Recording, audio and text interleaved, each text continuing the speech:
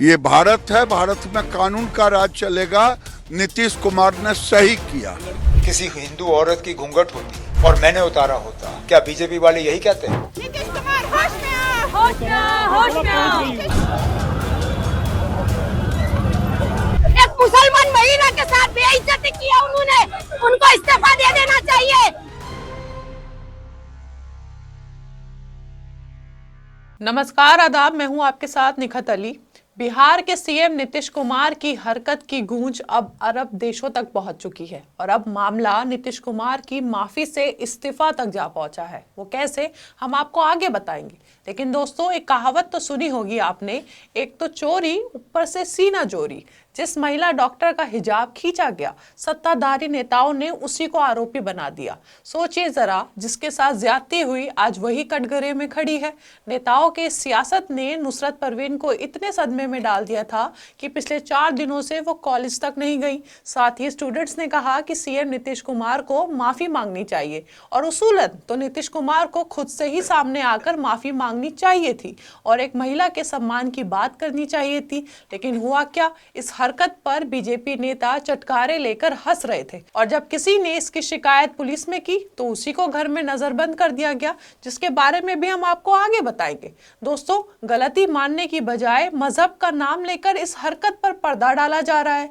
हिजाब को आतंकवाद से जोड़कर पाकिस्तान तक पहुंचा दिया गया, लेकिन एक महिला के आत्मसम्मान और इज्जत की बात नहीं की जा रही है।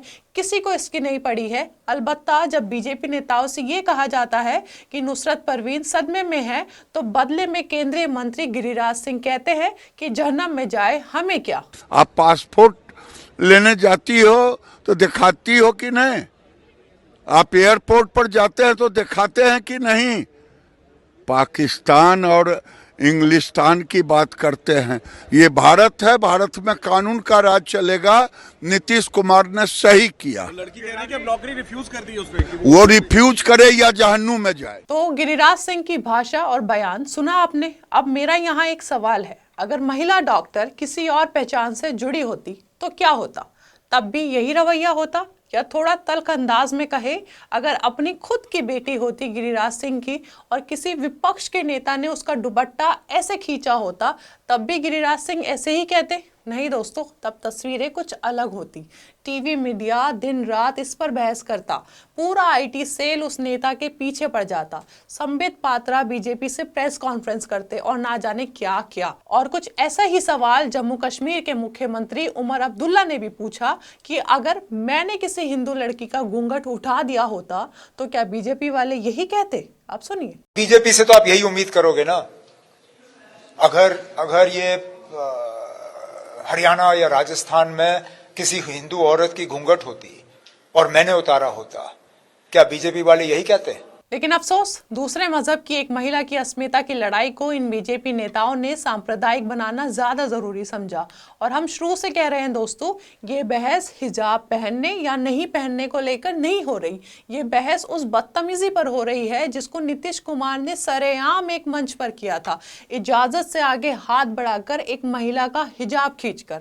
और अब इसकी थू थू मुस्लिम देशों में भी हो रही है और शर्मिंदगी का बायस बन रही है। एक मिडल ईस्ट वेबसाइट अल जजीरा, एक फेमस वेबसाइट है, उन्होंने भी नुसरत परवीन की कहानी को छापा है और भारत में औरत के सम्मान और हिजाब पर चल रही सियासत और बहस को लेकर भी बात की है। दोस्तों, अल जजीरा दुनिया भर में पढ़ी जाने वाली एक बहुत बड़ी वेबसाइट है और वहीं कई और मिडल ईस्ट संस्थानों ने भी नीतीश कुमार की इस हरकत को छापा है, जिसमें अरब वेबसाइट अल अरबिया भी है, जिसके बाद इस मामले ने इंटरनेशनल तूल भी पकड़ ली है।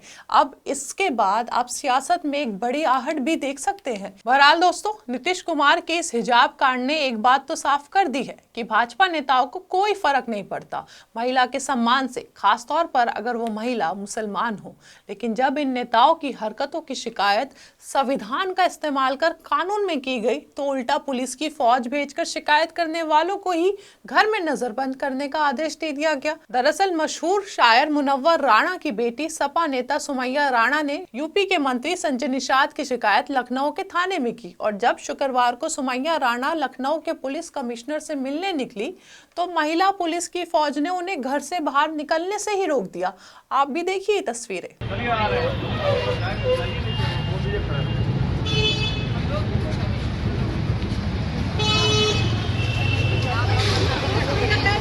मैं डर जाती हूँ, खास करके अपनी से डर जाती हूँ। अपनी बहुत अच्छी है, बहुत प्यार वाली है। हम चलेंगे।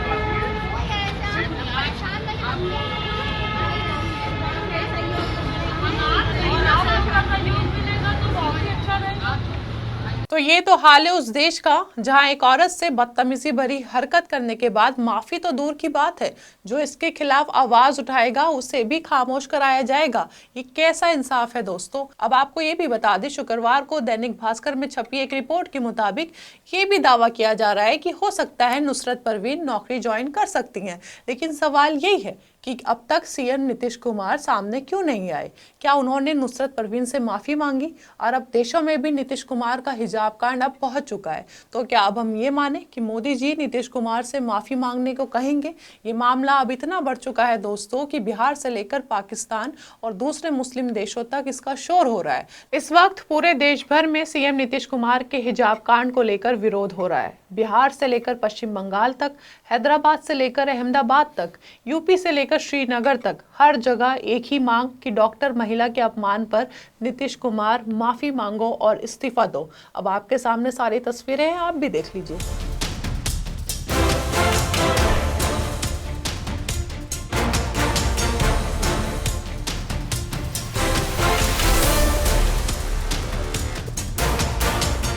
दोस्तों, इस वक्त देश दो भागों में बटा हुआ है, जहां एक तरफ नीतीश कुमार की इस हरकत को बाप की हैसियत से किया जाना बताया जा रहा है और टीवी मीडिया ने तो इसको हिजाब पहनने या ना पहनने की बहस बना दी है, इसे एक मजहबी लड़ाई बना दी है। जबकि बहस उस बदतमीजी पर होनी चाहिए जहां बिना इजाजत किसी का हिजाब खींचा गया।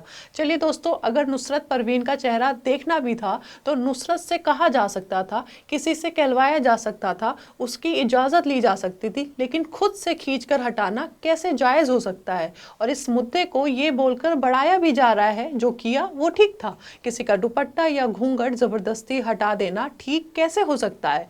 हिजाब या घूंघट करने वाले की अपनी मर्जी है कि उसको कैसे रहना है और क्या पहनना है। किसी का हक नहीं है कि हम उन्हें कपड़े पहनना सिखाए या बताए।